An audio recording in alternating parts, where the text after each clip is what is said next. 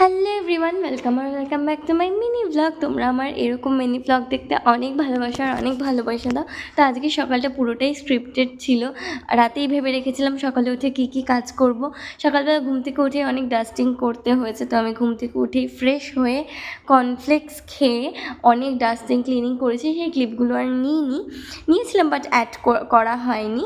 তো তারপর আমি স্নান সারি লরিয়ালের হাইড্রা ময়শ্চারাইজার রেঞ্জটা দিয়ে আর জয়ের একটা বডি ওয়াশ করে আমি লাঞ্চ সেরে বিকেলবেলা একটু বেরোবো দেখে রেডি হইনি। তোমরা আমাকে জানো আমাকে কেমন লাগছে।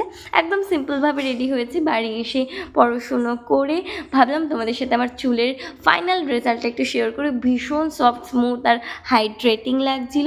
তারপর আমি মামা আর্থের ফেস ওয়াশ ইউজ করি।